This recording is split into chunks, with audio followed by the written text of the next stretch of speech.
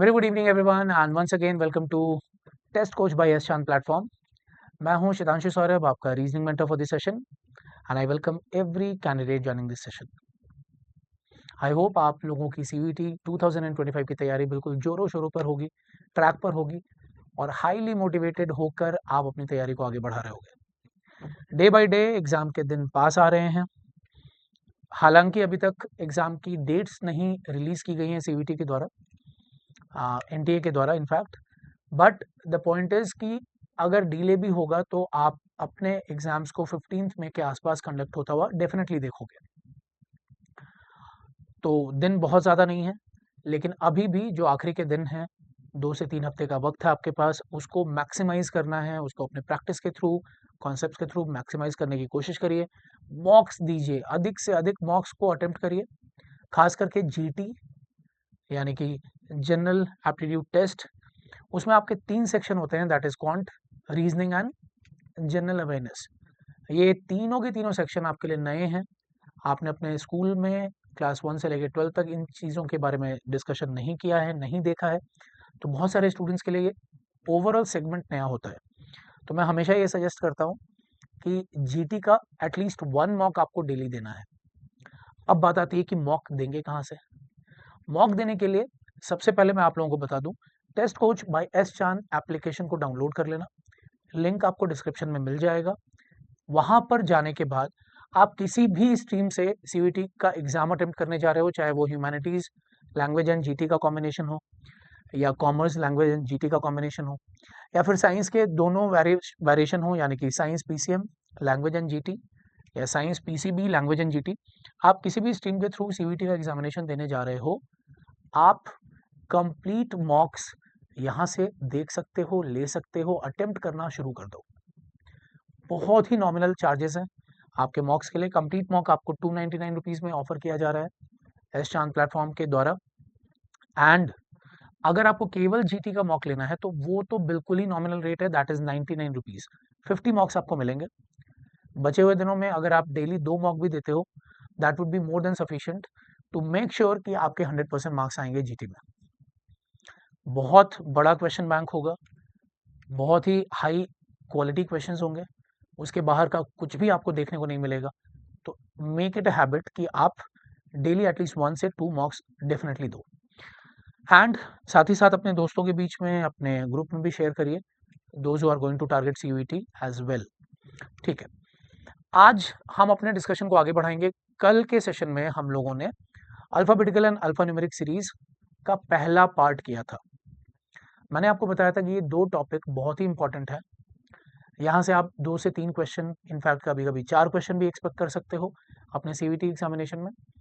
साथ ही साथ ये आपके कोडिंग डिकोडिंग चैप्टर के लिए भी बेस बनाता है। कोडिंग डिकोडिंग से आप 2 क्वेश्चन एक्सपेक्ट करते हो, और अगर आपका alphabetical series and alphanumeric series का ओवरऑल कॉन्सेप्ट क्लियर है, चीज़ें आपको पता है, ट्रिक्स आपको पता है, तो कोडिंग डिकोडिंग चैप्टर में भी आपका टाइम बहुत बचेगा, एनर्जी सेव होगी और 100% एक्यूरेसी डेवलप हो जाएगी। तो वो सारी चीज़ें हम लोग 1 बाय 1 करने वाले हैं। आज सेकंड पार्ट करेंगे, तो पहले एक बार रिकैप कर लेते हैं कि भाई पार्ट 1 में हमने किया क्या। मैंने आप लोगों को पार्ट 1 में बताया था कि इन दोनों टॉपिक्स को कंबाइन किया जाए तो ये 7 अलग अलग टाइप के क्वेश्चंस आपको बनते हुए दिखेंगे। हर टाइप के क्वेश्चंस को प्रैक्टिस करना, समझना और ट्रिक को सीखना बहुत जरूरी है। कल हम लोगों ने type number 1 and type number 2, इन दोनों टाइप के क्वेश्चंस को डिस्कस कर लिया था। Filling the blanks and finding the pair of alphabets in a given word.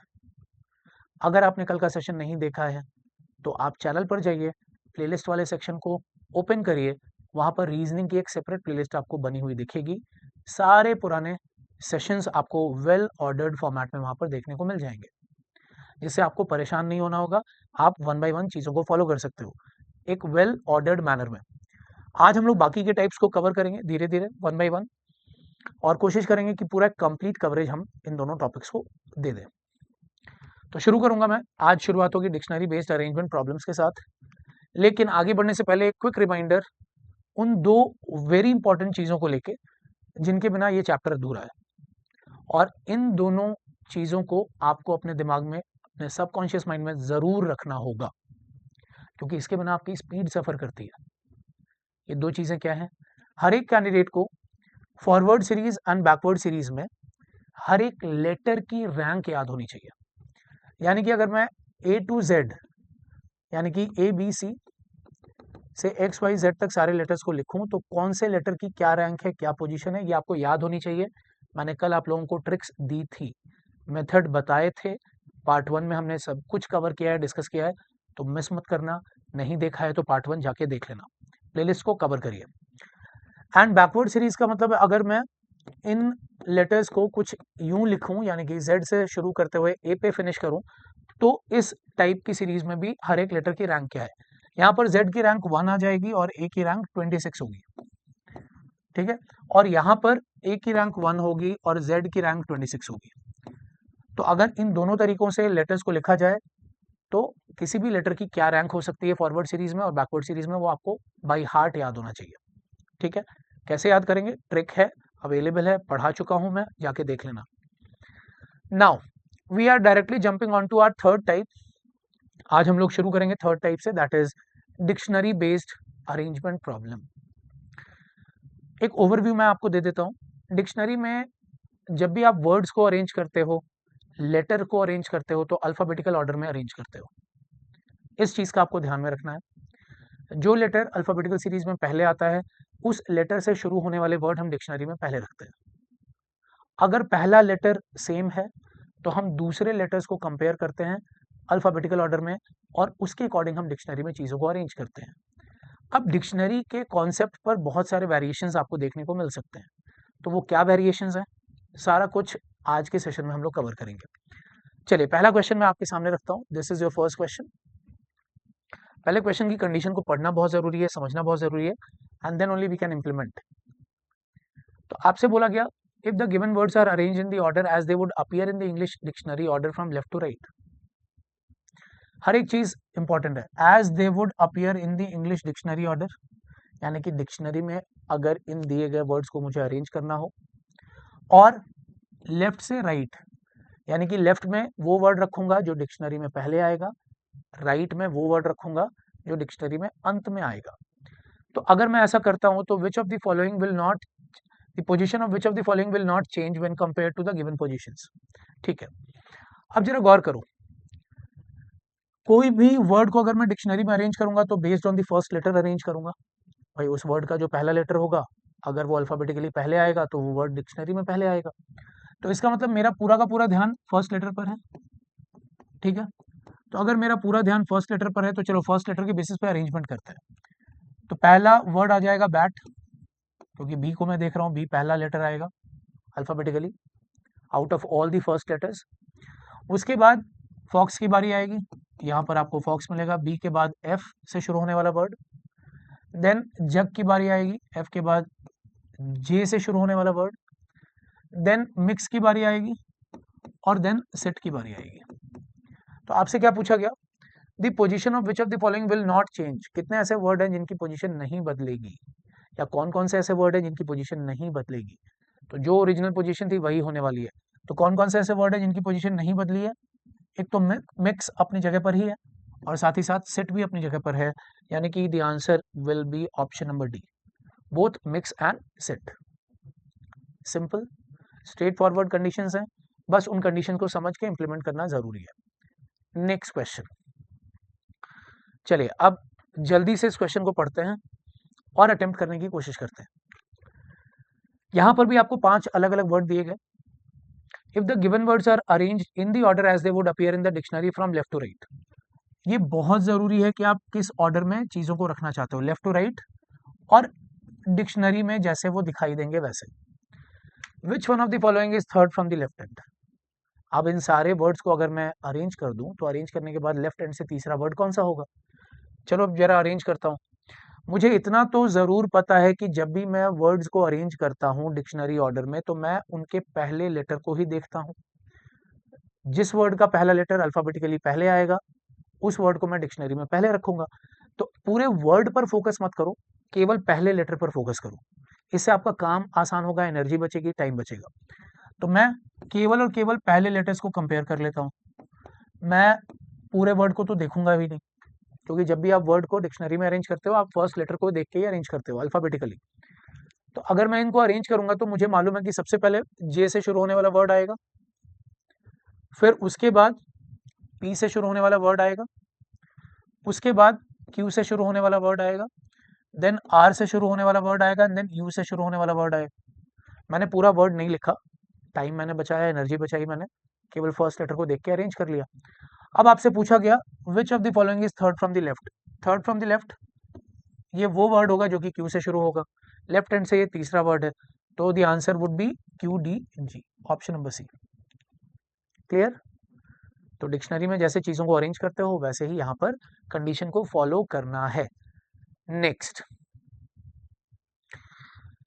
चलिए इस बार भी आपको दिए गए 5 वर्ड, पूछा क्या गया how many word will remain unchanged, कितने वर्ड नहीं बदलेंगे क्या करने के बाद, even after their rearrangement in alphabetical order within the word.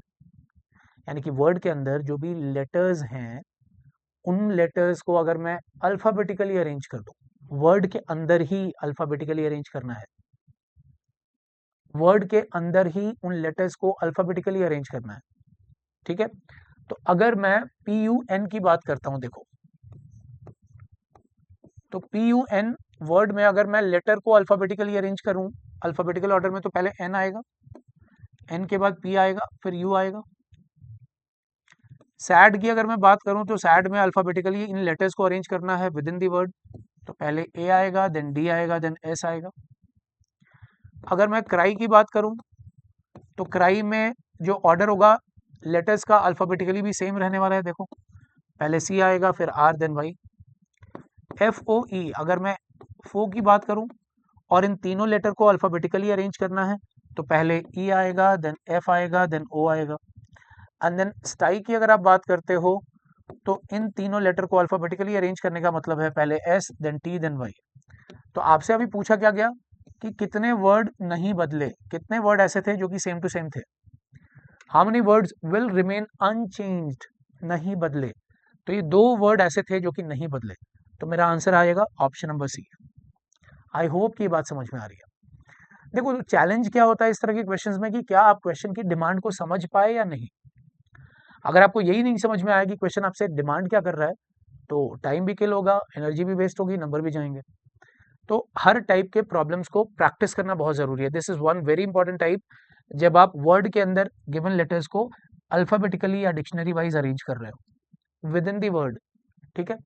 चलिए अगले क्वेश्चन पर आते हैं। Now go through the condition given in the question. अभी आप देखो क्या पूछा गया, how many letters are there as per English alphabetical order. यानी कि इंग्लिश अल्फाबेटिकल ऑर्डर के अकॉर्डिंग कितने लेटर बीच में होंगे, किसके बीच में भाई, किसके बीच में आप लेटर ढूंढ रहे हो, नंबर ऑफ लेटर ढूंढ रहे हो, ये भी पता होना चाहिए। तो the last letter of the second word and first letter of the third word from the left hand when all the words are arranged alphabetically from left to right. दो दो कंडीशन है बंधु, ध्यान से पढ़ना, केवल एक कंडीशन नहीं है, 2 कंडीशन है। सबसे पहले आपको all the words are arrange alphabetically from the left to right and, पहले तो एक काम करो जितने भी वर्ड हैं उनको alphabetically left to right arrange कर दो। चलो लेफ्ट टू राइट अगर मैं अरेंज कर दूं तो क्या ये सारे के सारे वर्ड वैसे ही मिलेंगे, देखो all the words are arrange alphabetically from left to right, तो ठीक है बॉय पहले मिलेगा, कैन मिलेगा, फिर जिम मिलेगा, इंक मिलेगा, की मिलेगा, तो मुझे अरेंज करने की जरूरत नहीं है। ये सारे के सारे word luckily coincidentally alphabetical order में ही है या डिक्शनरी ऑर्डर में ही है, तो मुझे मेहनत करनी नहीं पड़ी, जरूरत नहीं है इसकी। अगर नहीं होते तो मैं पहला काम ये करता कि मैं उनको अल्फाबेटिकली अरेंज करता। देन अब आपसे क्या पूछा गया, अब आपसे पूछा कि how many letters are there in English alphabetical series between whom last letter of the second word from the left hand. तो second word from the left hand का मतलब आप कैन की बात करो, कैन का जो आखिरी लेटर है वो क्या है, एन है। And first letter of the third word from the left hand, तो third word from the left hand क्या है, जिम, उसका पहला लेटर कौन सा है, जी। तो second word from the left hand can, उसका आखिरी वर्ड लास्ट लेटर कौन सा होगा? N. Third word from the left hand, उसका पहला लेटर कौन सा होगा? जी। यानी कि एन और जी के बीच में आपको बताना है कि अल्फाबेटिकली कितने लेटर होंगे। तो एन और जी के बीच में आपको बताना है कितने लेटर होंगे। तो एन की रैंक 14 होती है, जी की रैंक 7 होती है। दोनों के बीच में जो डिफरेंस आता है वो होता है 7। 14 माइनस 7 इज 7। लेकिन 7 लेटर नहीं होंगे बीच में। आप डिफरेंस को 1 से कम कर दो तो आपको पता चल जाएगा 6 लेटर्स बिटवीन देम। हमेशा याद रखना ये कॉन्सेप्ट। अल्फाबेटिकल सीरीज में किसी भी दो लेटर के बीच में कितने लेटर हैं वो अगर आपको निकालना है, फिर से मैं रिपीट कर रहा हूं, अल्फाबेटिकल सीरीज में किसी दो लेटर के बीच में कितने लेटर हैं वो निकालना है, तो आप उन दोनों की रैंक का डिफरेंस ले लो और उस डिफरेंस को 1 से कम कर दो। तो दोनों की रैंक का डिफरेंस ले लिया, 7 था डिफरेंस, और उस डिफरेंस को 1 से कम कर दो तो आपको उतने लेटर इन दोनों के बीच में दिखाई देंगे। अब मैं प्रूफ भी कर देता हूं, देखो। अगर आप जी से चलो, HIJKLMN, तो अगर आप जी से एन के बीच में नंबर ऑफ लेटर की बात करोगे तो देखो ये 6 लेटर्स आपको मिल रहा है। ये बात समझ में आ गई? कोई अगर आपसे पूछे कि जी और एन के बीच में कितने लेटर है तो the answer is 6। So my answer is option number C. तो कंडीशन को ध्यान से पढ़ना है, समझना है, उसको एग्जीक्यूट करना है, सिली मिस्टेक्स को अवॉइड करना है, टफ क्वेश्चंस नहीं है। थोड़ी सी लैंग्वेज आपको कॉम्प्लिकेटेड महसूस करा सकती है। चलो next, let's talk about the next question. Condition को ध्यान से पढ़ना और समझना बहुत जरूरी है। चलिए, इसमें क्या बोला गया? If all the letters of the word unidentified are arranged in alphabetical order. ध्यान से, letters of the word unidentified are arranged in alphabetical order. इस वर्ड के जितने भी लेटर हैं उन लेटर्स को अल्फाबेटिकल ऑर्डर में अरेंज करो। ठीक है भाई, तो पहले तो मैं वर्ड लिख देता हूं अनआइडेंटिफाइड। ठीक है, अब इस वर्ड के जितने भी लेटर्स हैं उनको अल्फाबेटिकल ऑर्डर में अरेंज करना है। तो अल्फाबेटिकल ऑर्डर में अरेंज करने के लिए शुरुआत किससे होगी? 2 बार डी है। देखो भाई, 2 बार डी है तो डी। ठीक है, उसके बाद ई की बारी आएगी। कितनी बार ई है? 2 बार आपको ई भी मिल रहा है, तो ये 2 बार ई आ गया। उसके बाद एक बार एफ भी मिल रहा है आपको, एफ। उसके बाद आई मिलेगा आपको। कितनी बार आई मिल रहा है? 1 2 3, 3 बार आपको आई मिलेगा। तो 1 2 3, ये 3 बार आपने आई लिख दिया। उसके बाद एन मिलेगा आपको 2 बार, जरा 2n। तो जरा ध्यान से करना है किसी भी चीज को सॉल्व। 2 बार एन मिलेगा। उसके बाद आपको टी और यू बचे हुए दिखाई देंगे, तो टी और यू को आपने लिख दिया। तो जितने भी लेटर्स थे उनको मैंने अल्फाबेटिकली अरेंज कर दिया। ठीक है, अब आपसे क्या पूछा? Then the position of how many letters will remain unchanged. कितने लेटर की पोजीशन नहीं बदलेगी? How many letters position will remain unchanged. तो कितने ऐसे लेटर थे जिनकी पोजीशन नहीं बदली? एक तो देखो ये अपनी जगह पर ही है। उसके बाद do we have any other? No. कोई और लेटर तो नहीं है जिसकी पोजीशन नहीं बदली, unchanged? No. So the answer is option number B. I hope ये बात सबको समझ में आ रही है। हम लोगों ने क्या किया? हमने जितने भी लेटर्स थे अनआइडेंटिफाइड के, उन सारे लेटर को अल्फाबेटिकली या डिक्शनरी वाइज अरेंज कर दिया। पूछा गया कि कितने ऐसे लेटर होंगे जिनकी position as it is same रहने वाली है, तो एक, ऑप्शन नंबर बी। नेक्स्ट, चलिए, बहुत ही डिफरेंट टाइप का क्वेश्चन है। आपसे पूछा गया that which word will come in the middle if all of them are arranged alphabetically as in dictionary. अब ये जितने भी वर्ड हैं इनको अगर मैं अल्फाबेटिकली अरेंज करूं, डिक्शनरी वाइज अरेंज करूं, तो कौन सा वर्ड बीच में आएगा, मिडिल में आएगा? तो जब भी आप चीज़ों को डिक्शनरी वाइज अरेंज करते हो तो होता क्या है, मैं हमेशा पहले लेटर को टारगेट करता हूँ। अगर आप मुझे मल्टीपल वर्ड्स को डिक्शनरी में अरेंज करने को बोलोगे तो मैं पहले लेटर को टारगेट करूंगा, उनको पहले मैं अल्फाबेटिकली अरेंज करूंगा। लेकिन अगर पहला लेटर सेम हो तो क्या करोगे? तो फिर आप दूसरे लेटर को टारगेट करोगे, फिर उनको देखोगे कि उनको हम कैसे अल्फाबेटिकली अरेंज करें। अगर दूसरा लेटर भी सेम है तो आप क्या करोगे, आप थर्ड लेटर को टारगेट करोगे, फिर आप थर्ड लेटर को कंपेयर करके अरेंज करोगे, एंड देन सो ऑन। तो इतनी मेहनत क्यों करनी? मैं सबसे पहले तो ये देखता हूँ कि आपके कितने लेटर ऐसे हैं जो कि सेम है। तो देखो पहले 3 लेटर हर जगह सेम है, R U M R U M R U M R U M and R U M. तो यहां तक तो आपको कोई हेल्प नहीं होगी, पहले 3 लेटर तो पूरे ऑप्शंस में सेम है, यानी कि मुझे चौथे लेटर्स को अरेंज करना होगा। कैसे? अल्फाबेटिकली। तो चलो जरा चौथे लेटर्स को अरेंज करते हैं। यहाँ पर fourth letter is B, then A, then O, then I, then P. इसका मतलब बस इन चौथे लेटर को अरेंज कर लो। तो चौथे लेटर को अरेंज करूंगा तो ए पहले आएगा अल्फाबेटिकली, फिर बी आएगा, देन आएगा आई, देन आएगा ओ, और देन आएगा पी। चेक करिए, मैंने कुछ नहीं किया, बस मैंने इन फोर्थ लेटर्स को अरेंज कर दिया, क्योंकि पहले 3 तो सेम थे, उनमें से तो कोई हेल्प मिलने वाली नहीं है।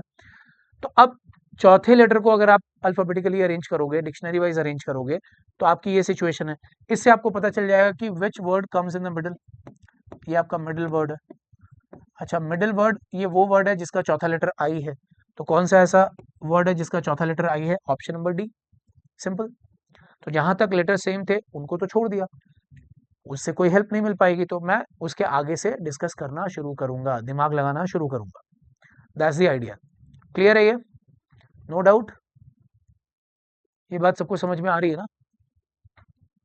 देखो हमने क्या किया, हमने पहले 3 लेटर्स को एलिमिनेट कर दिया, और उसके बाद चौथे लेटर से हमारी कहानी शुरू हुई है।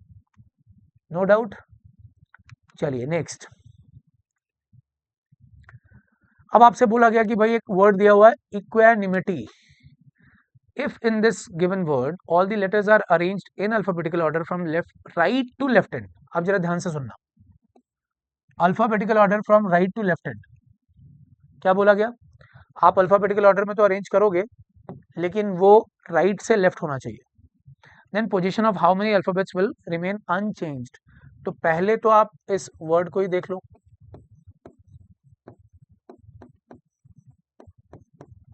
ठीक है। अब मैं क्या करूंगा, अब इनके जितने भी लेटर्स हैं इनको मैं राइट टू लेफ्ट लिखूंगा। तो राइट टू लेफ्ट में सबसे पहले ए आएगा, अल्फाबेटिकली राइट टू लेफ्ट जाना है मुझे, ठीक है। राइट में पहला लेटर, देन उसके बाद, तो ए के बाद अब किसकी बारी है? ई की। ध्यान से देखना है कुछ मिस ना हो जाए। उसके बाद 2 बार आपको आई मिलेंगे, आई और आई। देन उसके बाद वी विल गेट एन और एम, एम मिलेगा, देन एन मिलेगा, ठीक है। Then we have Q, T, U, Y. तो पहले क्यू मिलेगा, गौर करो, this is Q, then T, then U, then Y. आपने सारे लेटर्स को अरेंज कर दिया। आपको ये बताना है कि position of how many alphabets will remain unchanged. तो देखो ये आई अपनी जगह पर ही है, ये एन अपनी जगह पर है, देखो जरा गौर करो। और कोई और तो लेटर ऐसा नहीं है जो कि अपनी जगह पे आपको दिख रहा है, नहीं। So there are 2 letters which will remain unchanged, option number B, ठीक है। तो थोड़ा सा ध्यान से समझना है, देखना है, और उसके अकॉर्डिंग आपको आंसर देना है। These are condition based questions, तो कंडीशन में फंसना नहीं है। नेक्स्ट, अभी आपसे इस क्वेश्चन में क्या बोला गया, देखो आपसे बोला गया if in each word all the letters are arranged in reverse alphabetical order within the word. अब आपके सामने कंडीशन बदल गई। बहुत सारे स्टूडेंट्स इस कंडीशन को समझ नहीं पाएंगे कि क्वेश्चन डिमांड क्या कर रहा है, और फिर ना समझने की वजह से गलतियां होंगी। तो पहले समझते हैं आपने क्या बोला। हर वर्ड में जितने भी लेटर हैं उनको reverse alphabetical order within the word arrange करना है। अब बात आती है sir reverse alphabetical order within the word का मतलब क्या है? एग्जाम्पल, जैसे कि मैं पहला वर्ड उठाता हूं बट। अब बट को अगर मुझे, बट के जितने भी लेटर्स हैं उनको अगर मुझे रिवर्स अल्फाबेटिकल ऑर्डर में अरेंज करना है, तो पहले मुझे यू मिलेगा। भाई उल्टा, रिवर्स अल्फाबेटिकल ऑर्डर का मतलब जो लेटर बाद में आएगा उसको मैं पहले रखूंगा, यू, फिर आएगा टी, देन आएगा बी। तो बट बन गया यूटीबी, ठीक है।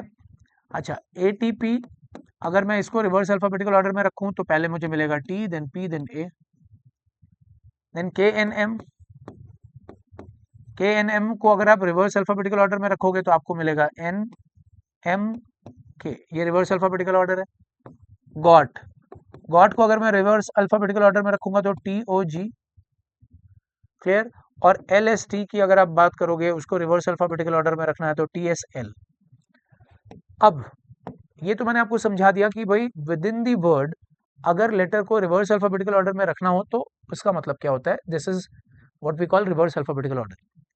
अब पूछा यह गया that how many words will start with the vowel, कितने ऐसे वर्ड हैं जो कि वॉवल से शुरू होंगे। केवल एक यही वर्ड आपको वॉवल से शुरू होता हुआ दिख रहा है, सो द आंसर इज 1। क्लियर है, कितने ऐसे वर्ड हैं जो कि वॉवल से शुरू होंगे, द आंसर इज 1। कोई भी कंडीशन दी हुई हो वो तो हम निकाल ही लेंगे, लेकिन ये समझना बहुत जरूरी था कि reverse alphabetical order within the word क्या होता है। नेक्स्ट, चलिए अब जरा इसको पढ़ते हैं। Which of the following word will be the last word when the words are arranged according to the English dictionary order. अब जितने भी ये 5 वर्ड आपको दिए गए हैं, इनको अगर मैं डिक्शनरी में अरेंज करूं तो आखिरी वर्ड डिक्शनरी का कौन सा होगा। तो वही फंडा जो अभी थोड़ी देर पहले यूज किया था। आप वहां तक के सारे लेटर्स को इग्नोर कर दो जहां तक आपके सारे लेटर्स सेम हैं in every option. For example अगर मैं यहाँ पर आपसे बात करूं तो आप ये कह सकते हो कि मशीनेबल में MACHI, MACHI, MACHI, MACHI, MACHI, मतलब पहले 5 लेटर आपके सेम थे। देखो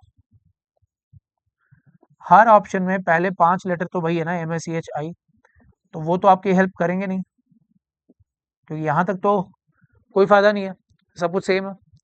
आप छठे लेटर को जरा गौर करोगे, you will start with the 6th letter. चलो 6th लेटर को मैं देखूं तो N N N L N, तो 4 वर्ड ऐसे हैं जिसमें N है और एक वर्ड ऐसा है जिसमें L है। ठीक है, तो इसका मतलब जो छठा लेटर L है वो पहला आएगा डिक्शनरी में, और फिर N आएगा, N, then N and then N। ये बात तो समझ में आ रही है। मुझे ये वाला वर्ड चाहिए कि ये वाला वर्ड कौन सा है। ठीक है, अभी भी मुझे समझ में नहीं आ रहा है कि आखिरी वर्ड कौन सा है, तो मैं 7th लेटर को अब कंपेयर करूंगा। भाई 7th लेटर का मतलब, अब यहाँ पर 7th लेटर क्या मिल रहा है आपको, जरा देखो गौर करो। यहाँ पर मिल रहा है ए, यहाँ पर भी ए, यहाँ ई, और यहाँ पर आई, यहाँ पर भी ए, 7वां लेटर। तो देखो एल वाले को तो मुझे कोई डाउट ही नहीं है, एल के बाद आई यहाँ पर आपको मिलेगा, उसमें तो मुझे कोई डाउट नहीं है, एल वाला वर्ड तो यही है। अब आप केवल एन वालों को देखो, NA, NA, NE, NA, तो 3 वर्ड ऐसे हैं जिसमें 7वां लेटर ए है, 3 वर्ड ऐसे हैं जिसमें 7वां लेटर ए है। देखो NA, NA, NA, then NE, और एक वर्ड ऐसा है जिसमें 7वां लेटर ई है। देखो जरा, तो ई तो फिर 7वें लेटर को अगर मैं अरेंज कर रहा हूँ तो ANE, तो इससे मुझे क्या पता चला, ये मेरा लास्ट वर्ड होगा, last word in the dictionary, yes और नो। तो my answer is option number C, simple. मैंने क्या किया, मैंने पहले 5 को कैंसिल कर दिया, मैंने छठे को कंपेयर किया, तो छठे को कंपेयर करने पे एल के बाद 4 बार एन आएंगे। फिर मैंने 7वें को कंपेयर किया तो 3 बार ए के बाद ई आएगा। तो इससे मुझे पता चल गया कि 7वां लेटर कौन सा होगा, आखिरी लेटर कौन सा होगा। This is option number C. बहुत सिंपल है, इंप्लीमेंट करना एक बार सीख गए, मेंटली देखना सीख गए, समझ गए, तो आपको टाइम नहीं लगने वाला। नेक्स्ट, चलिए अब जरा गौर करते हैं इस क्वेश्चन पर। यहां पर बोला गया, if all the letters of these given words are arranged in alphabetical order within the word. ये 3 वर्ड दिए हुए हैं, इन तीनों वर्ड में आपको जितने भी लेटर्स दिए हुए हैं इनको alphabetically with in the word arrange करना है। ठीक है, तो विद इन दी वर्ड अगर मुझे अल्फाबेटिकली अरेंज करना है, वेट,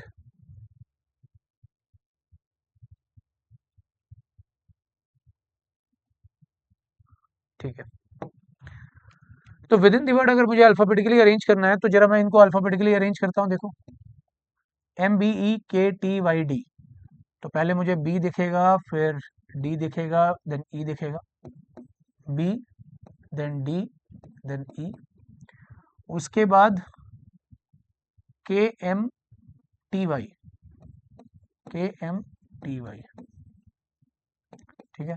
इसमें देखते हैं, पहले अल्फाबेटिकली मुझे A दिखेगा, देन G दिखेगा, देन N दिखेगा, तो AGN,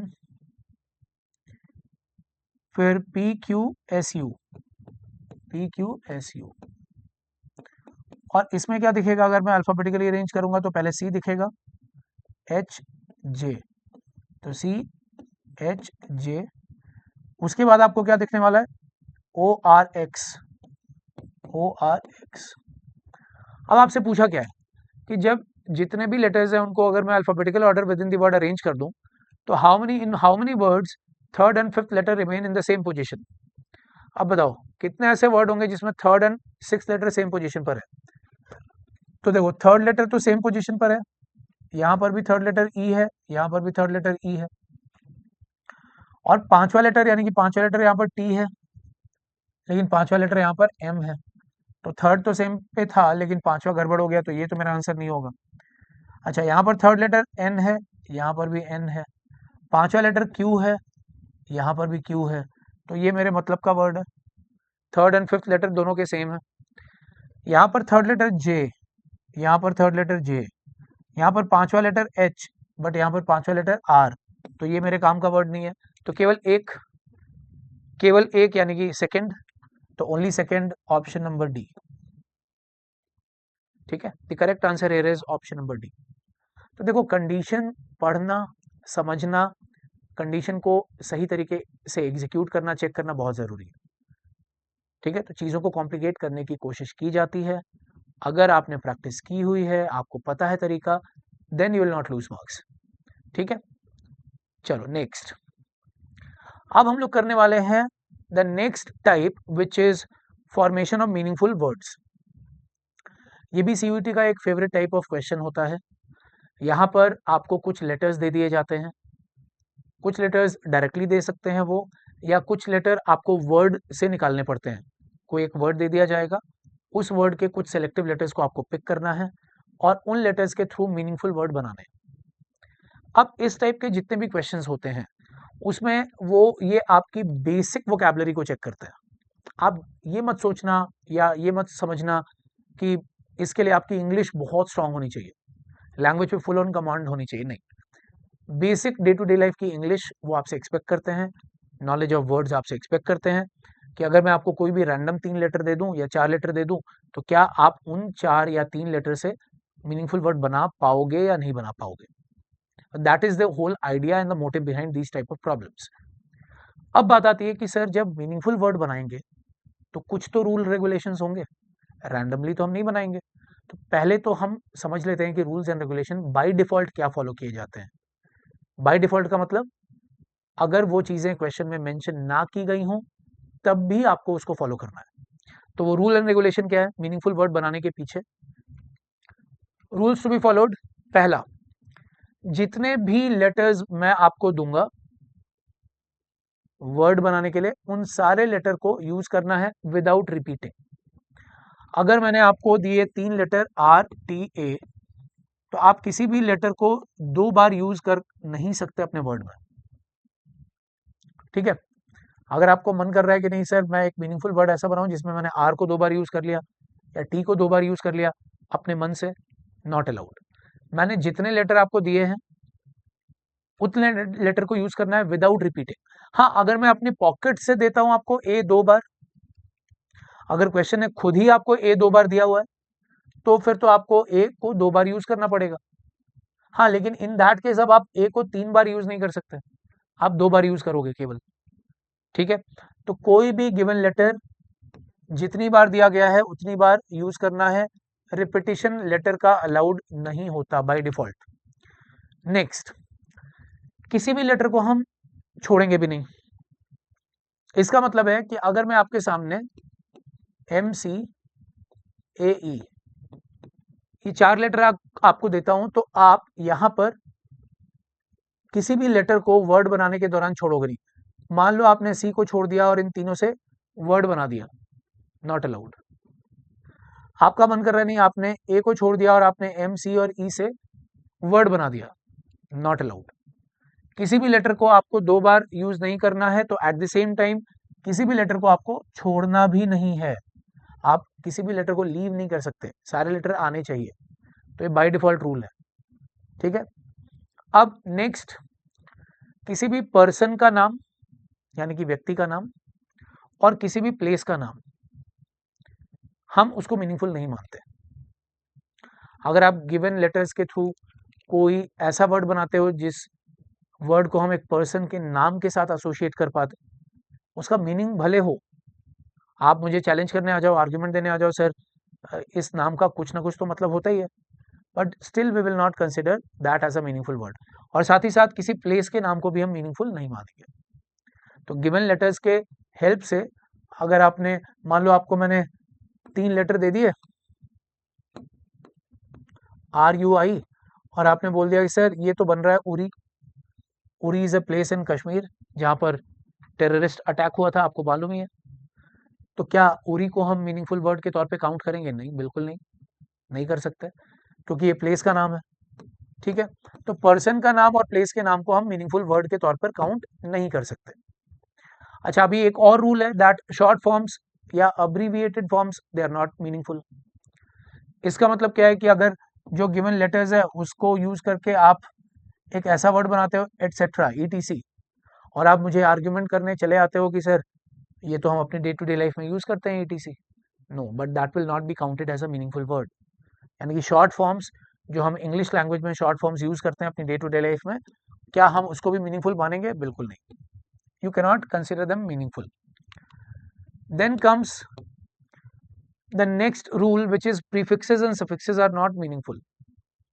भाई इंग्लिश में प्रीफिक्स भी तो होते हैं और सफिक्स भी होते हैं।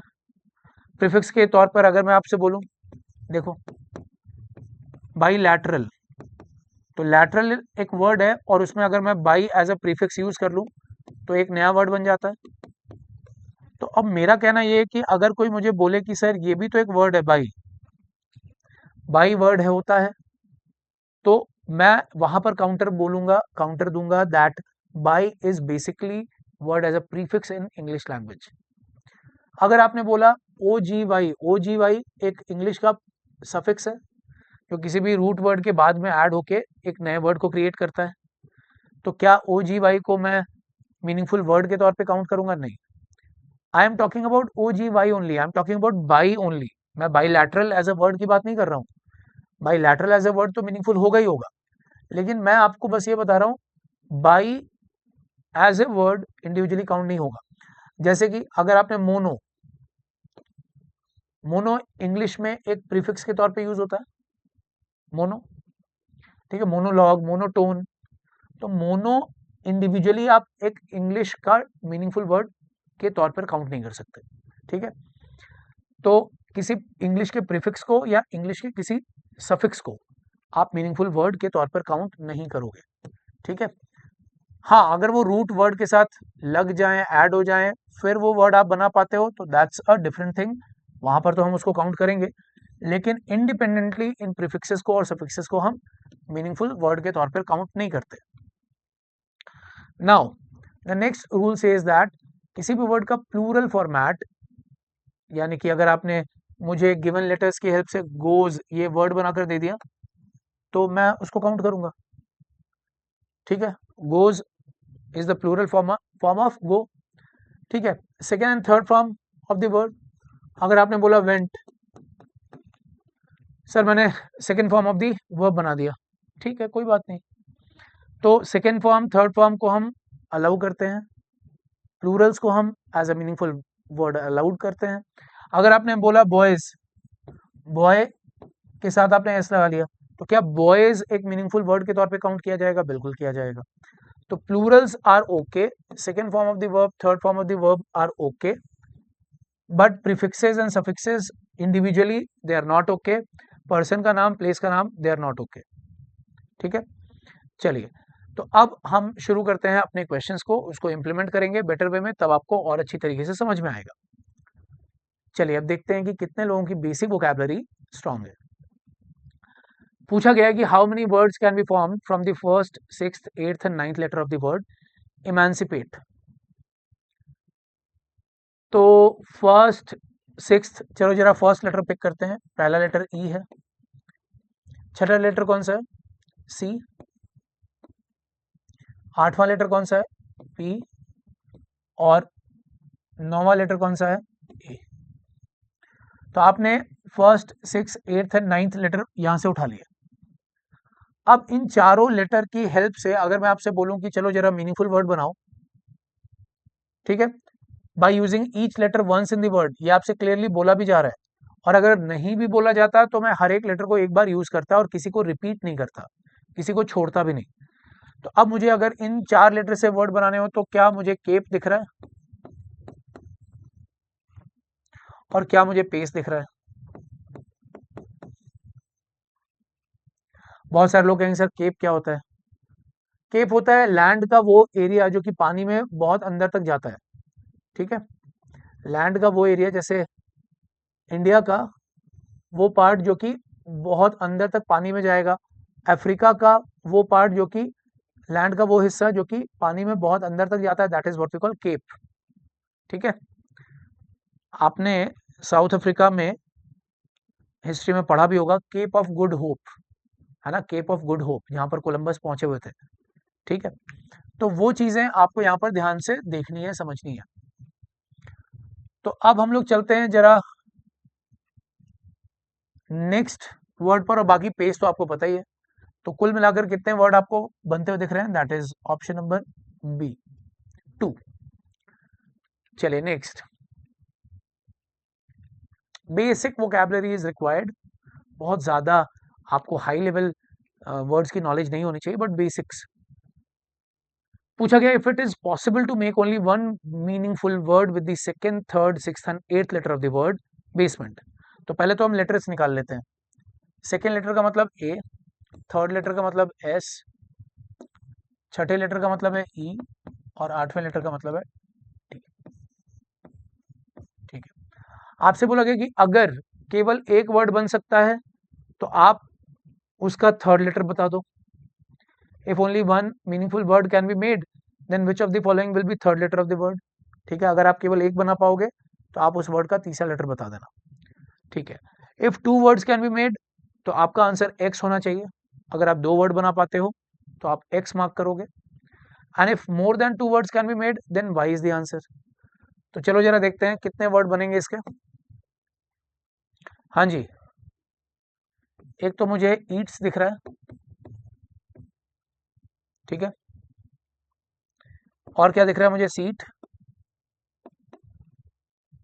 देखो ईट्स दिख रहा है, सीट दिख रहा है, और डू वी हैव एनी? हम्म,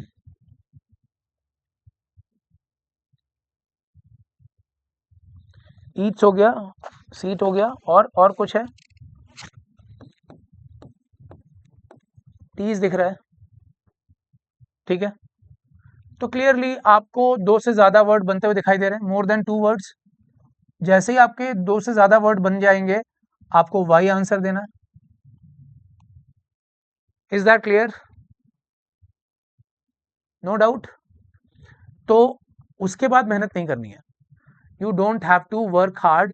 अगर आपको यहाँ पर मल्टीपल वर्ड्स दिखाई दे जाते हैं, अपने ऑप्शन के अकॉर्डिंग आप देखते हो कि मल्टीपल वर्ड्स बन रहे हैं, जैसे कि आपसे बोला गया दो से ज्यादा, तो दो से ज्यादा में अगर आपको तीन वर्ड बनते हुए दिख गए तो सिंपल है,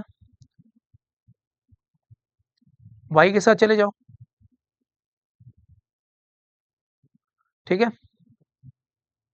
नो डाउट, क्लियर।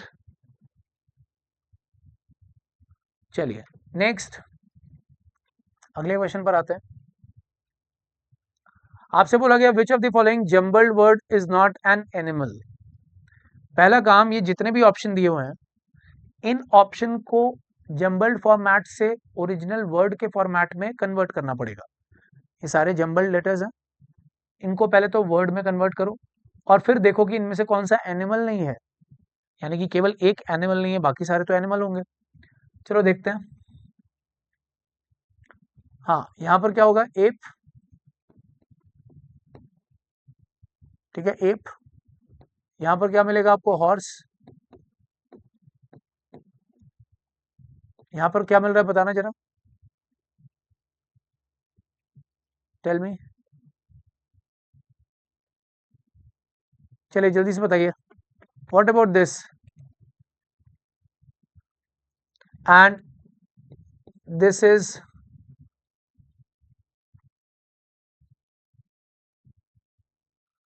क्या यहाँ पर वीव दिख रहा है? जल्दी से बताओ।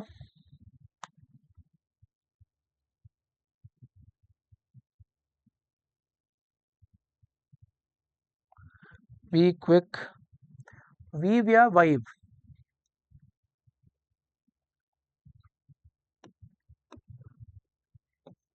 वाइव तो सही है, ठीक है। हाँ, थोड़ा सा आपको टाइम लेना पड़ेगा, ठीक है। टाइम लेके आपको देखना पड़ेगा कि भाई कौन कौन से वर्ड आपको बनते हुए दिख रहे हैं।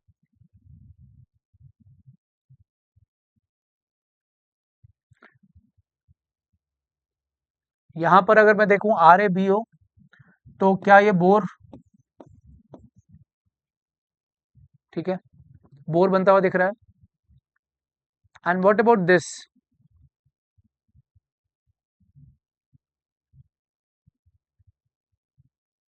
क्या ऑप्शन नंबर सी से आपको कुछ भी बनता हुआ दिखेगा? Think if you can make any using option number सी।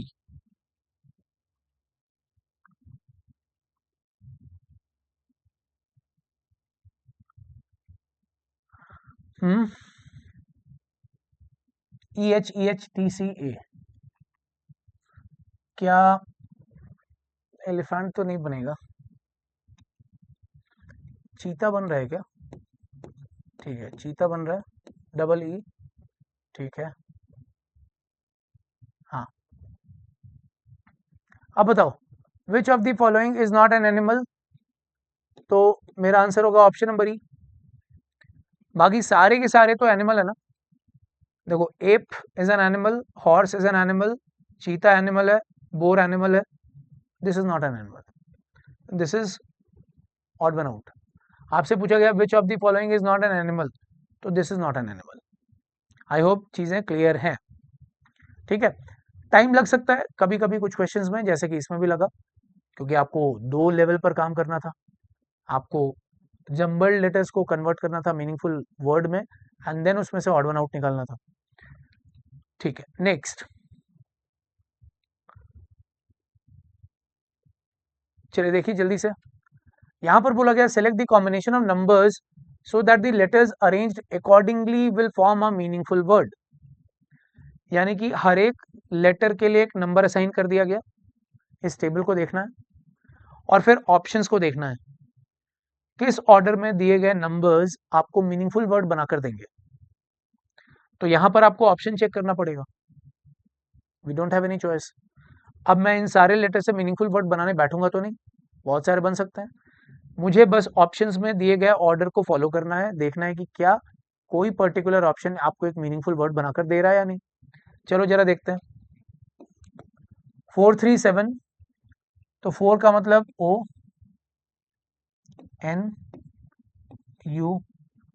अच्छा, आप शुरू के कुछ लेटर्स को देख के रिजेक्ट या सेलेक्ट कर सकते हो। 215 का मतलब SHC। अब SHC से तो मुझे कुछ वर्ड बनता हुआ नहीं दिखेगा। 531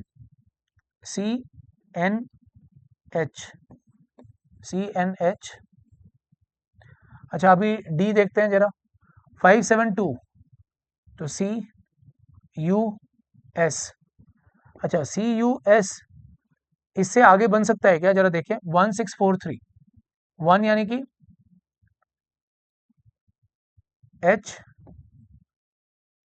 H643 यानी कि ION। ये मुझे एक मीनिंगफुल वर्ड बनता हुआ दिख रहा है, that is question. So correct answer is option number D. तो देखो, शुरू के दो तीन लेटर को देख के आपको समझ में आ जाता है कि भाई फाइनली मुझे एक मीनिंगफुल वर्ड बनेगा या बनता हुआ दिखेगा या नहीं। तो मैंने केवल ONU, SHC या CNH देख के मैं बता सकता हूं कि भाई मीनिंगफुल वर्ड नहीं होंगे। CUS, CUS के बाद में आगे क्यों गया, क्योंकि कस्टम, कस्टमर, कुछ भी हो सकता है। ठीक है, मुझे नहीं मालूम था कि क्वेश्चन बनेगा, बट CUS से तो बहुत सारे वर्ड शुरू होते हैं, आपको पता होते हैं, तो थोड़ा सा वहां पर दिमाग लगा के चलना है, टाइम सेव करना है। नेक्स्ट, चलिए आपको यहाँ पर ब्लैंक दिया गया है, ब्लैंक से पहले कुछ लेटर दिए हुए हैं, ब्लैंक के बाद कुछ लेटर दिए हुए हैं। बोला गया है select the letter that complete the first word and begins the second word from the given alternative. ठीक है, आपको ये बताना है कि that completes the first word. ठीक है, पहला वर्ड तो कंप्लीट करे ही करे, और बिगिंस द सेकंड वर्ड, दूसरा वर्ड भी शुरू कर दे, यानी कि यहाँ पर दो वर्ड बन रहे होंगे, दो वर्ड बन रहे हैं। तो इस क्वेश्चन मार्क की जगह पर कौन से लेटर को रखूं या कौन से ग्रुप ऑफ लेटर को रखूं जिससे एक वर्ड कंप्लीट हो जाए और दूसरा शुरू हो जाए। चलो जरा देखें वन बाय वन। तो GRUD RA करना पड़ेगा क्या? अगर मैं RA यहाँ पर रखूंगा तो कोई मतलब नहीं है, there is no word which can be made. अच्छा, AR अगर मैं रखूंगा तो ना तो कोई वर्ड बना, ना ही कोई वर्ड शुरू हुआ। नेक्स्ट, IT, नहीं IT से भी कुछ नहीं मिल रहा है। नेक्स्ट, अगर ION, नहीं ION से भी मुझे कुछ नहीं मिलेगा। लास्ट में अगर मैं देखता हूं GE, तो हाँ ग्रज एक वर्ड बन गया, GRUDGE, और दूसरा वर्ड गीजर भी शुरू हो गया, GEEZER। तो अगर आप यहाँ पर GE रखते हो तो पहला वर्ड कंप्लीट भी होगा और दूसरा वर्ड शुरू भी हो जाएगा। So the correct answer is option number ई। अब देखो इसमें आपसे केवल ये एक्सपेक्ट किया जाता है कि आपको बेसिक वोकैबलरी आपको पता हो, बेसिक वर्ड्स का नॉलेज हो। अब अगर कोई कैंडिडेट बोले कि सर मुझे ग्रज का मतलब नहीं पता, तो उसका तो कोई इलाज नहीं है, उसका कोई उपाय नहीं है। We don't have any solution to that. आपको आपसे एक्सपेक्ट किया जाता है कि भाई these are the day to day life words, regular words, तो ये तो पता होंगे। हम लोग Shashi Tharoor school of English में नहीं जाते हैं, वहां तक जाना भी नहीं है, वहां तक रिक्वायर्ड भी नहीं है, बट स्टिल जो basic day to day life word है वो तो आपसे उम्मीद की जाती है कि वो तो पता होगा। नेक्स्ट, चलिए ध्यान से पढ़ो, कंडीशन क्या है। If it is possible to make only one meaningful word with the first, sixth, 11th and 12th letter of the word. तो चलो जरा मैं पहला लेटर उठाता हूँ, फर्स्ट लेटर यानी कि B, सिक्स्थ लेटर यानी कि T, 11th लेटर यानी कि 3 3 6 3 9 2 11 A, और 12th का मतलब L। ये है ना, फर्स्ट देन सिक्स्थ BT, ठीक है, A and then L। Selection of letter is very very important, क्योंकि अगर आप लेटर सही से सिलेक्ट नहीं करोगे, उसमें अगर गलती हो जाएगी तो फिर वहां पर दिक्कत हो जाएगी। ठीक है, चलो तो अब यहां पर अगर हम देखें कि कितने मीनिंगफुल वर्ड आप बना सकते हो इन चारों लेटर से, तो क्वेश्चन में पूछा गया केवल अगर एक मीनिंगफुल वर्ड बना सकते हो तो last letter of the word answer में दे देना, अगर दो वर्ड बनेंगे तो X आंसर में देना, और तीन या उससे ज्यादा वर्ड बनेंगे तो Y आंसर में देना। तो चलो भाई, BTAL कितने वर्ड बन सकते हैं? मुझे तो केवल एक वर्ड बनता हुआ दिख रहा है, ब्लैट। क्या होता है ब्लैट? एक साउंड होता है, this is a type of sound. ठीक है, blat is a type of sound जो कि आपको तब सुनाई देता है जब आप एक तरह से सिमिलर नॉइज को कॉपी कर रहे होते हो, या किसी चीज को एज इट इज रिक्रिएट करने की कोशिश कर रहे होते हो, तो this is what we call blat. ठीक है, ब्लीटिंग साउंड से आप blat sound is a type of sound, blat word create करते हो। तो ब्लैट के अलावा तो मुझे कुछ और नहीं दिख रहा है। बाल्ट तो नहीं मिलेगा, there is no such word, and no, there is no other word which can be made. तो मैं केवल एक वर्ड बना सकता हूँ out of the given 4 letters, और अगर मैं केवल एक बना सकता हूं तो which letter will be last letter of that word? तो last letter of the word will be T, option number D। I hope ये क्लियर है, सिंपल। चलिए नेक्स्ट।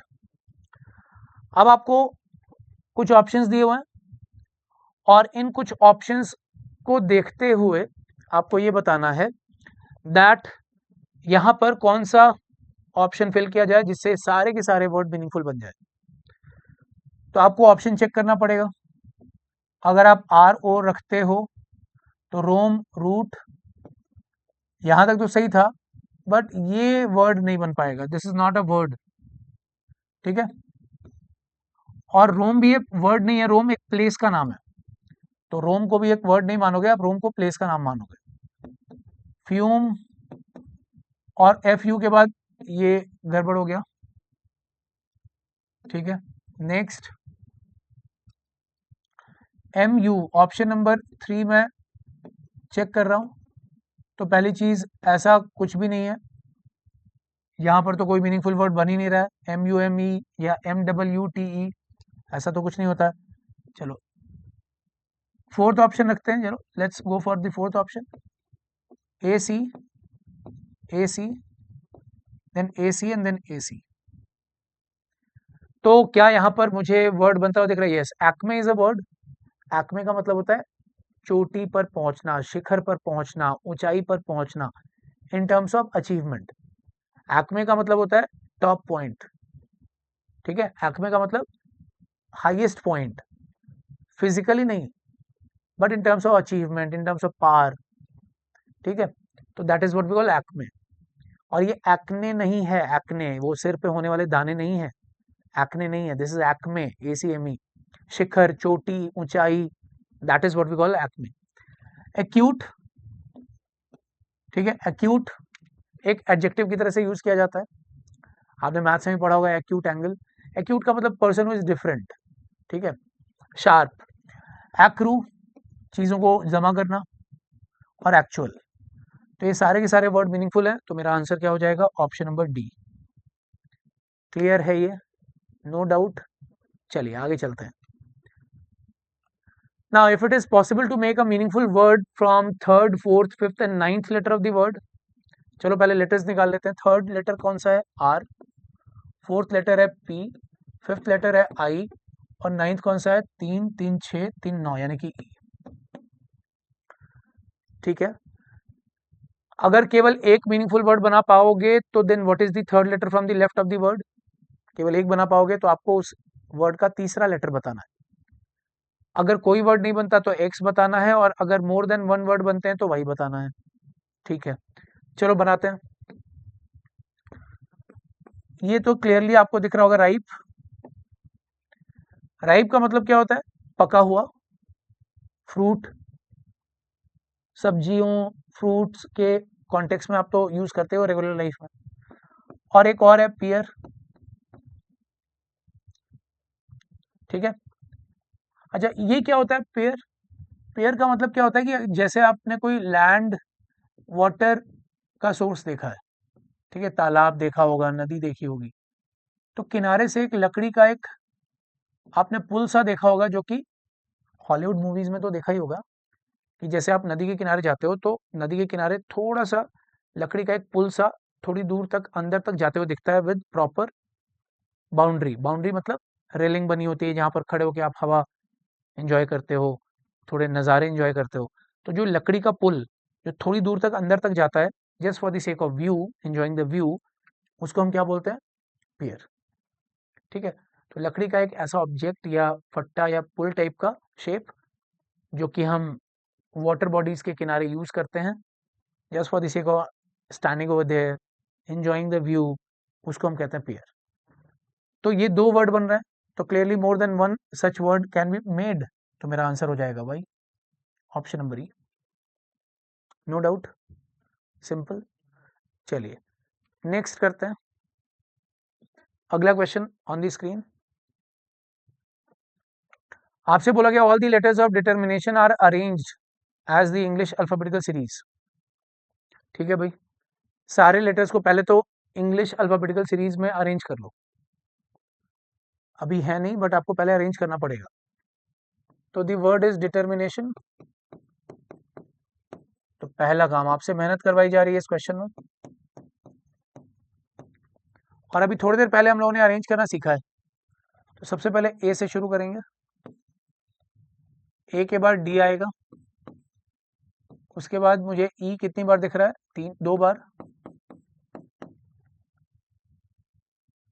फिर आई दिख रहा है कितनी बार, 1 2 2 टाइम्स आई,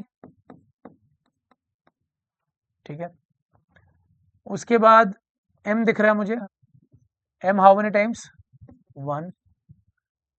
फिर एन 2 बार दिख रहा है मुझे, दिस इज 2 टाइम्स एन, ठीक है। उसके बाद we are left with R T T O, तो एन के बाद ओ आएगा, ओ भी हो गया। टी आपके पास 2 बार है और आर 1 बार है, तो आर टी टी, ठीक है। टी भी हो गया, आर भी हो गया, टी भी हो गया, एवरीथिंग वी हैव कवर्ड। अब पूछा क्या गया आपसे, then how many meaningful English word can be formed starting with T, ठीक है, with second third and fifth 11th, second third fifth 11th and 13th। क्या बात है। तो पहले सेकेंड लेटर उठाते हैं डी, थर्ड उठाते हैं ई, पांचवा उठाओगे तो आई, 11th एंड 13th, तो 5 6 7 8 9 10 11 और फिर 13। चलिए भाई, आपको देख लो, पहले एक बार चेक कर लो कि क्या आपने सारे लेटर्स सही से पिक किए हैं या नहीं।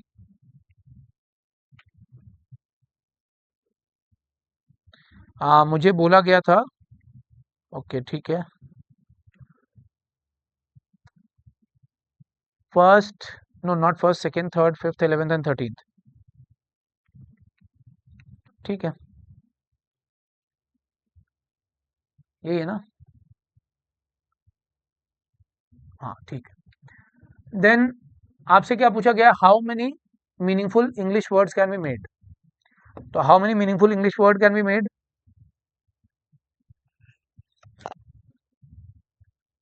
एक तो ट्राइड हो जाएगा, TRIED, है ना। और क्या है,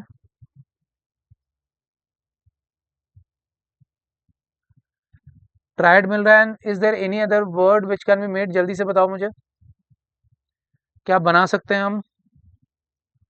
ट्राइड तो बन गया, और टी से ही शुरू करते हुए बनाना है क्या। हाँ, टी से ही शुरू करते हुए बनाना है, तो टायर्ड भी बन सकता है। क्या बन सकता है, tired, yes. So the answer is option number C. और तो कुछ बनता हुआ नहीं दिखेगा ट्रायड और टायर्ड के अलावा। अगर वो बन भी रहे होंगे तो बाकी के लेटर से शुरू होते हुए बन रहे होंगे, but we have to make words starting with T. आपको वो वर्ड बनाने हैं जो टी से शुरू हो रहे होंगे, स्पेशल कंडीशन है। देखो कितनी मेहनत करवाई गई आपसे। पहले एक वर्ड दिया गया, वर्ड के लेटर को अल्फाबेटिकली अरेंज करने को बोल दिया, फिर आपको कुछ सेलेक्टिव लेटर्स पिक करने को बोला गया, एंड देन उससे मीनिंगफुल वर्ड बनाने को बोला गया। The answer is option number C, which is 2, tired and tried, ठीक है। चलिए, अब नेक्स्ट क्वेश्चन करते हैं फटाफट।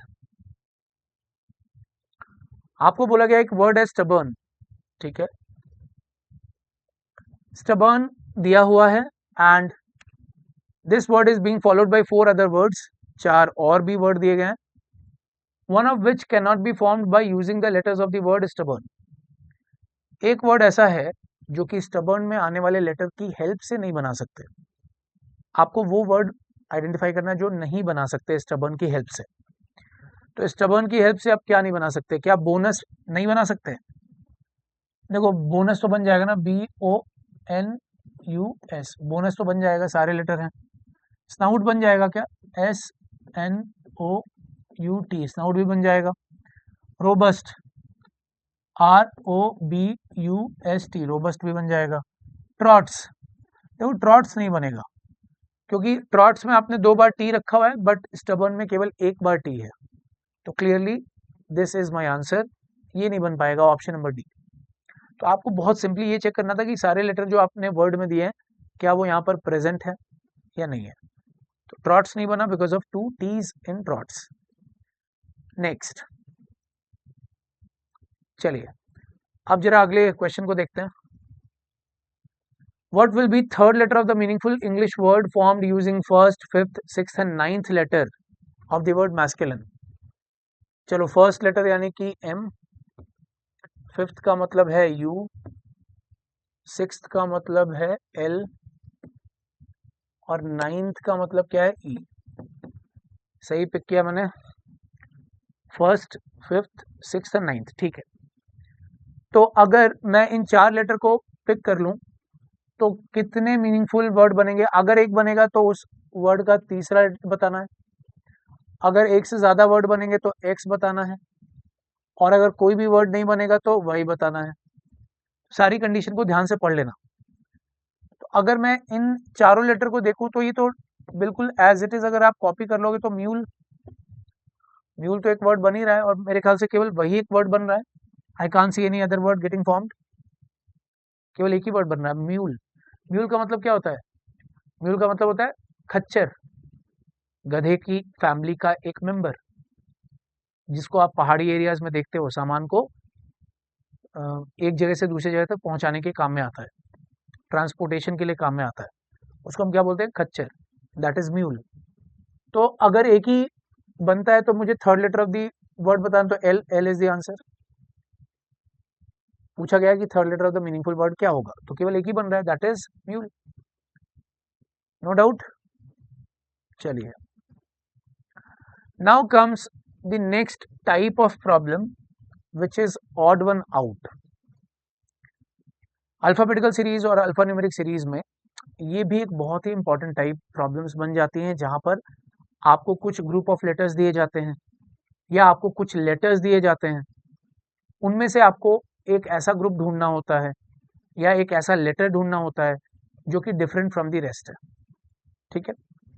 अब आगे बढ़ने से पहले एक छोटा सा सजेशन आप सब लोगों को, कि जब भी आप ऑड वन आउट प्रॉब्लम्स किसी भी चैप्टर में कवर करो, not only in alphabetical series and alphanumeric series, बल्कि अगर आप नंबर्स में भी ऑड वन आउट निकालो, किसी फिगर के क्वेश्चन में भी ऑड वन आउट निकालो, किसी वर्ड के क्वेश्चन में भी ऑड वन आउट निकालो, कहीं पर भी ऑड वन आउट निकालिए, तो आपको करना क्या होता है? आपको suppose there are 5 options.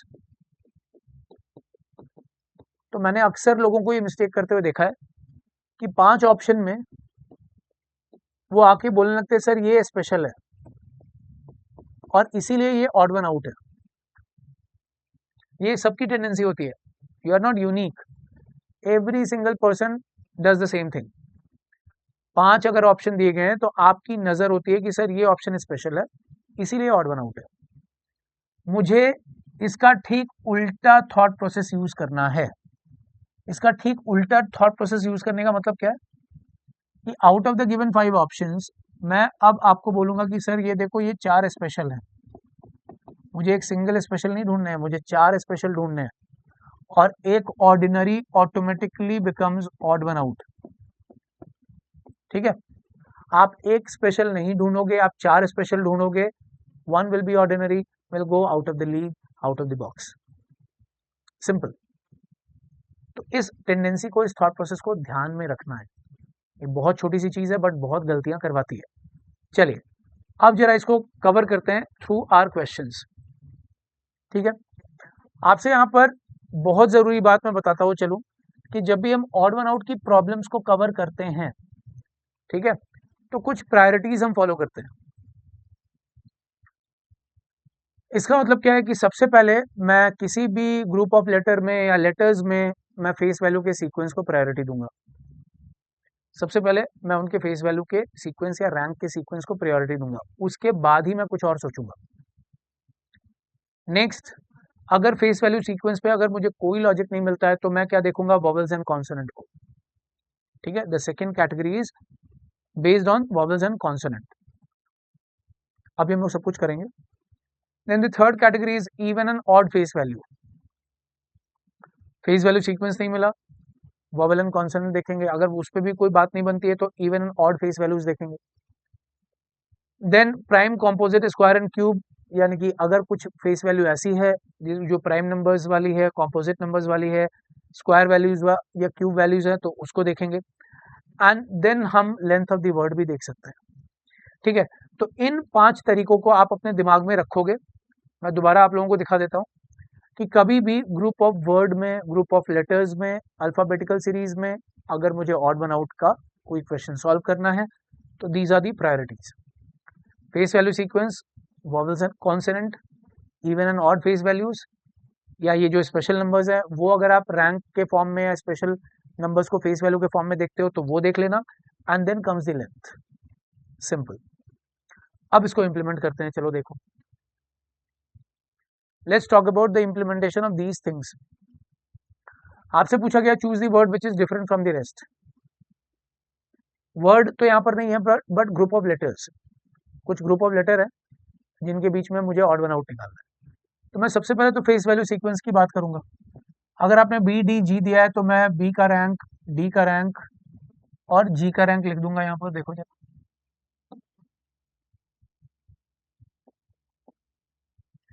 CE H आपने दिया है, look at this, C E H, तो इसका मतलब 3, 5, 8, E G J 5, 7, 10, D F G 4, 6, D F J है sorry, and N P S, N P और एस।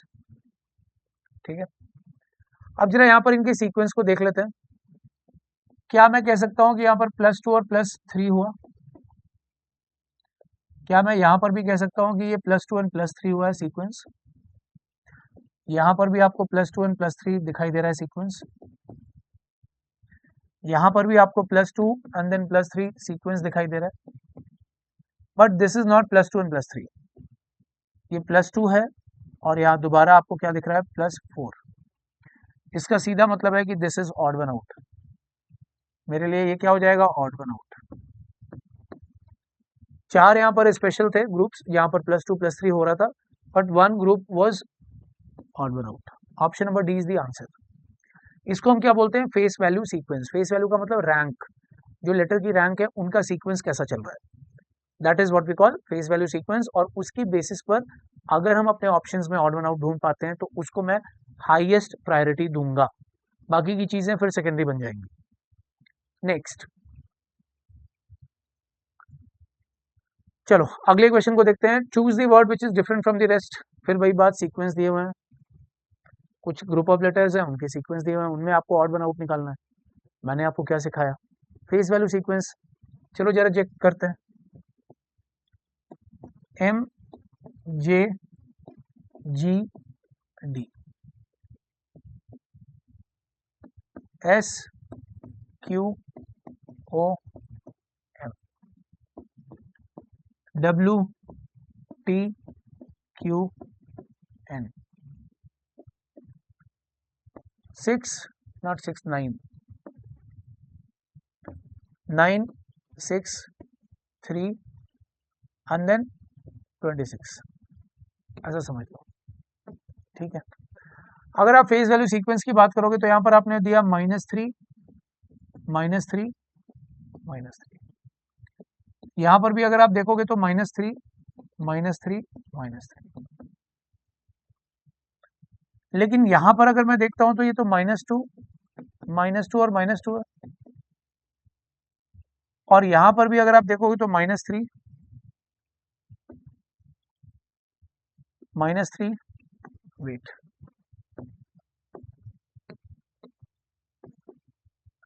देन -3 और ये भी -3 है।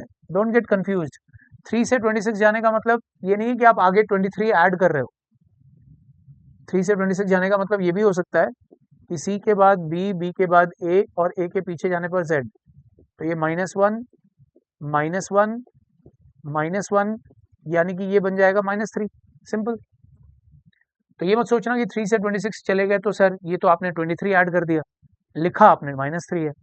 तो -3 इसलिए लिखा है क्योंकि पीछे जाते हुए वो सी से जेड आपको -3 मिलेगा when we are going in the reverse manner. ठीक है, तो क्लियरली आपको ऑड वन आउट क्या दिख रहा है? This is odd one out. So option number B is the correct answer. आपको 3 स्पेशल ग्रुप मिले, एक group automatically goes out of the discussion, no doubt. चलिए अगले क्वेश्चन पर चलते हैं।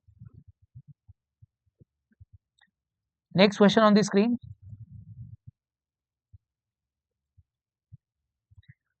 Choose the word which is different from the rest. चलो भाई, अब डिफरेंट फ्रॉम द रेस्ट चुनना है। B C E G K M Q S E G K M M Q S W C M S E, क्या बात है। चलो जरा देखें, यहाँ पर 2 3 5 7, यहाँ पर 11 13 17 19, यहाँ पर 5 7 11 13, यहाँ पर 13 17 19 and 23, and then we have 3 13 19 and 5। चलो अब जरा देखते हैं यहाँ पर क्या हुआ है, व्हाट्स हैपनिंग। अगर मैं सीक्वेंस की बात करूं तो आप बोलोगे +1 देन +2 देन +2, है ना। देखो अगर आप यहाँ पर देखोगे तो ये +2 +4 +2, यहाँ देखोगे तो +4 +2 +4, ऐसा कुछ दिख रहा है आपको। तो भाई सीक्वेंस तो कुछ भी आ रहा है, फिर फेज वैल्यू सीक्वेंस पे तो बात नहीं बनेगी, क्योंकि हर ग्रुप में आपको अलग अलग सीक्वेंस मिल रहे हैं। तो सीक्वेंस के बेसिस पर तो आप ऑड वन आउट नहीं निकाल पाओगे, ये तो क्लियर हो गया। भाई सीक्वेंस के बेसिस पर ऑड वन आउट निकालते हैं तो भाई 4 ग्रुप एक तरह का सीक्वेंस मैच करेंगे, फॉलो करेंगे, तब तो 5वां ऑड वन आउट होगा। बट हर ग्रुप अपने अलग अलग सीक्वेंस को फॉलो कर रहा है, तो क्लियरली ये तो तरीका नहीं है, नॉट दी अप्रोच जिसके साथ आप आगे बढ़ोगे। अब क्या करें, अच्छा क्या ये स्पेशल नंबर्स हैं? हाँ। और क्या ये लगातार आने वाले स्पेशल नंबर्स हैं? देखो मैं कह सकता हूं ना इनको कॉन्जिक्यूटिव प्राइम नंबर्स।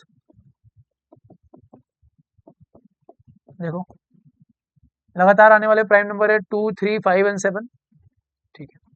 अब देखो ये भी कॉन्जिक्यूटिव प्राइम नंबर है 5 7 11 13, ये भी 11 13 17 19, ये भी प्राइम नंबर है, लगातार आने वाले प्राइम नंबर है।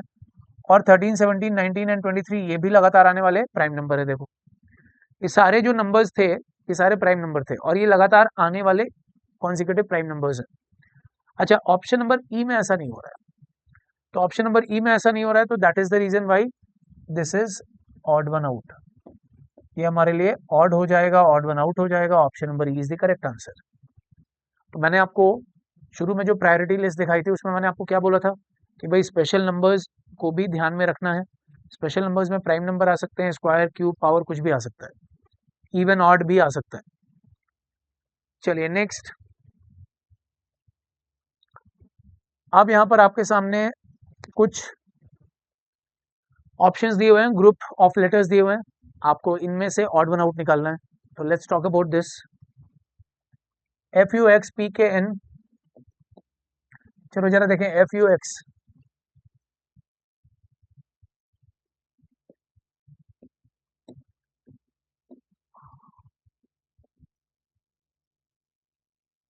सबसे पहला काम तो फेस वैल्यू सीक्वेंस पे ही करना है। 16 11 14 8 19 22, MNP यानी कि 13 14 16 18 9 एंड 12।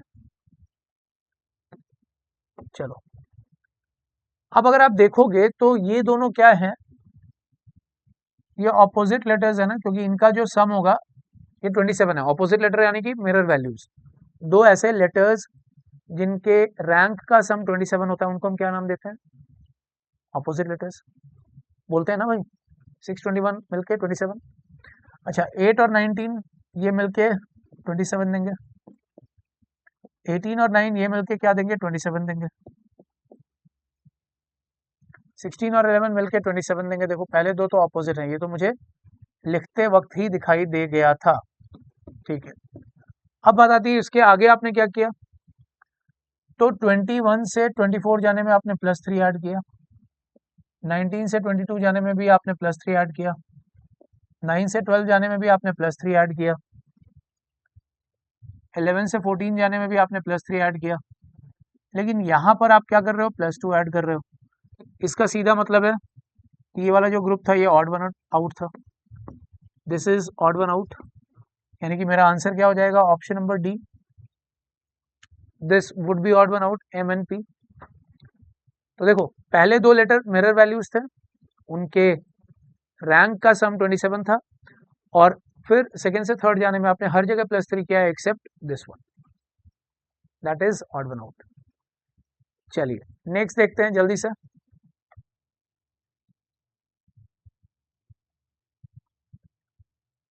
अब देखो यहां पर अगर मैं बात करूं आपसे, तो ये तो क्लियर है कि ये सारे मीनिंगफुल वर्ड है। अभी तक जितने क्वेश्चन किए ऑड वन आउट के, उसमें हमने ग्रुप ऑफ लेटर्स को देखा था, लेटर्स का ग्रुप था जिनमें ऑड वन आउट ढूंढ रहे थे। बट अभी आपको कुछ वर्ड दिए हैं, इनमें आपको ऑड वन आउट ढूंढना है। तो ये मत सोचना कि वर्ड की मीनिंग के बेसिस पर आपको ऑड वन आउट ढूंढना है। वर्ड की मीनिंग के बेसिस पर अगर आपको ऑड वन आउट ढूंढना होगा, तो मैं उसको एनालॉजी चैप्टर में कवर करूंगा, या फिर आपको वो इंग्लिश के सेक्शन में दिखाई देगा, वर्बल सेक्शन में आपको दिखाई देगा। यहाँ पर कुछ ना कुछ डिफरेंट तरीका होगा। अच्छा क्या तरीका है, क्या मैं लेंथ ऑफ द वर्ड को देखूं, ये 5 लेटर वर्ड है, ये 6 लेटर वर्ड है, नॉट 6, इनफैक्ट 7 लेटर वर्ड है, this is a 7 letter word, ये 5 लेटर वर्ड, ये 6 लेटर वर्ड, और ये भी 6 लेटर वर्ड। तो इससे क्या आप ऑड वन आउट निकाल सकते हो? नहीं। आप ये मत बोलना कि सर 2 5 वाले हैं, 2 6 वाले हैं, लेकिन एक ही 7 वाला है, वैसा तो होगा नहीं। वो तो 5 जब ऑप्शन दोगे तो ऐसा तो हमेशा मिलेगा आपको। तो this is not the case. अच्छा कुछ और सोचो, हम फेस वैल्यू सीक्वेंस तो ले नहीं सकते, क्या वॉवल का लोचा है? देखो यहाँ पर पहला लेटर और आखिरी लेटर दोनों वॉवल हैं, इन्वॉल्व में भी पहला और आखिरी दोनों वॉवल हैं, इबोला में भी पहला और आखिरी दोनों वॉवल हैं, एक्सक्यूज में भी पहला और आखिरी दोनों वॉवल हैं, लेकिन ऑर्फन में first and last is not vowel. इसका मतलब my answer is option number E, vowel से शुरू हो रहा है, वॉवल पे फिनिश हो रहा है, first and last is a vowel, but here first and last is not vowel. ये बहुत बड़ा रीजन है to reject this option. I hope आपको ये बात समझ में आ रही हो, ठीक है। तो आज के सेशन में, आज यहीं तक हम लोग डिस्कशन को रोकेंगे। मैं कुछ क्वेश्चन आपको प्रैक्टिस के लिए दूंगा, this would be your homework question number 1 and this would be your homework question number 2। तो ये 2 होमवर्क क्वेश्चन मैंने आपको दिए हैं। पहला होमवर्क क्वेश्चन ये है जिसमें आपको ऑड वन आउट निकाल के बताना है मुझे, एंड ये दूसरा होमवर्क क्वेश्चन है जिसको आपको ऑड वन आउट निकाल के बताना है। कहाँ बताओगे? आप मुझे बताओगे कमेंट सेक्शन में। अच्छा कमेंट सेक्शन में बताओगे, और दूसरी चीज, सबसे पहले तो आप लोगों को प्लेलिस्ट को फॉलो कर लेना है। चैनल पर नए हो पहले तो चैनल को सब्सक्राइब कर लो, और बेल आइकन को प्रेस कर लेना, जिससे कि टाइमली आप लोगों को सेशन का नोटिफिकेशन मिल जाएगा। और जब भी आप चैनल पर आओगे तो चैनल पर आने के बाद सबसे पहले प्लेलिस्ट पे जाना, यहाँ पर आपको रीजनिंग की एक सेपरेट प्लेलिस्ट दिखाई देगी, थोड़ा सा नीचे स्क्रॉल कर लेना, आपको प्लेलिस्ट दिख जाएगी। अपडेटेड फॉर्म में ये प्लेलिस्ट है, यानी कि जो भी सेशंस आ रहे हैं हो रहे हैं उनको उसमें ऐड कर दिया जा रहा है, कोई भी चीज़ आपसे मिस नहीं होगी। अगर आपने alphabetical series and alphanumeric series का पार्ट 1 नहीं किया तो वो भी कवर कर लेना। टुडे वी डिड पार्ट 2, और जो बचा हुआ पार्ट है उसको हम लोग पार्ट 3 में भी कवर करेंगे। तो there will be one more session based on the same set of discussion, तो उसको हम लोग पार्ट 3 में कवर करेंगे। एंड किसी भी चीज़ को मिस मत करना, क्योंकि इन दोनों चैप्टर से 3 से 4 क्वेश्चन आपको डेफिनेटली मिलने वाले हैं, ठीक है। अब बात आती है टेस्ट सीरीज की। अगर आप अभी भी डेट लिस्ट का, यानी कि अपने शेड्यूल का वेट कर रहे हो, तो बहुत गलत कर रहे हो। आपको अभी से ही अपने मॉक्स देने शुरू करने पड़ेंगे, जीटी के तो खास तौर पर, क्योंकि GT is something which is new. GT में आने वाले तीनों के तीनों सेक्शन आपके लिए नए हैं, चैलेंज नया है। 1 घंटे में 50 क्वेश्चन करने की स्पीड आपको डेवलप करनी पड़ेगी, क्योंकि आदत नहीं होती, पेन तेज नहीं चलता, दिमाग पे कॉन्स्टेंटली प्रेशर बनाना पड़ता है to think properly, to concentrate properly. और इसको कम से कम डेली 1 या 2 मॉक टेस्ट के थ्रू अगर आपने ये हैबिट डेवलप नहीं की, तो एग्जाम वाले दिन you will not see any miracle. तो इसीलिए आपको एस चांद प्लेटफॉर्म पर, test coach by S Chand platform पर, एक तो पहली बात कंप्लीट मॉक का लिंक भी आपको मिल रहा है, ये ऑप्शन भी है कि आप कंप्लीट मॉक परचेज कर लो, very nominal charges we are charging, that is 299। उतना तो आप घर से निकलते हो और ऐसे ही आप एक बर्गर खरीद के ऑर्डर करके ख़त्म कर देते हो। और अगर हम बात करें कि नहीं केवल जीटी का मॉक चाहिए, तो वो भी मॉक आपके पास अवेलेबल है, दैट इज ओनली इन 99। यहाँ पर आपको 50 मॉक्स मिलेंगे, वो केवल जीटी के होंगे। आपको लगता है कि जीटी में थोड़ी एक्स्ट्रा प्रैक्टिस की जरूरत है तो डू दैट, ठीक है। और ये हर स्ट्रीम के लिए मॉक्स आपके पास अवेलेबल हैं, तो शेयर करिए, यूटिलाइज करिए इस ऑप्शन को। लिंक में, डिस्क्रिप्शन में आपको लिंक मिल जाएगा, लिंक ओपन करो, सारी डिटेल चीज़ें आपको मिल जाएंगी और उसको फॉलो करिए। और सबसे पहले तो आपको इन क्यूआर कोड्स को स्कैन करके अपने मोबाइल में, अपने डिवाइस में test coach by S Chand platform को डाउनलोड कर लेना है, so that you are not going to miss anything which is important for your examination, ठीक है। तो ये क्यूआर कोड आपके सामने दोबारा मैं रख देता हूँ, scan this, download your app. इसके अलावा आपको टेलीग्राम ग्रुप पे भी फॉलो करना है, this is your Telegram group, official Telegram group. Telegram app को डाउनलोड कर लो, अगर है तो बहुत बढ़िया, डायरेक्टली सर्च करिए, ज्वाइन करिए। This is a free group which can B join by anyone who is targeting CUET.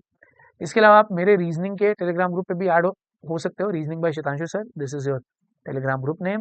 And आप मुझे इंस्टाग्राम पर भी शतांशु सौरभ के नाम से फॉलो कर सकते हो। On that note, thank you so much for joining this session.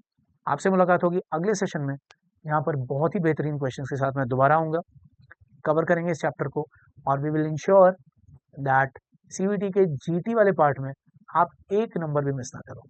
Thank you, have a great day.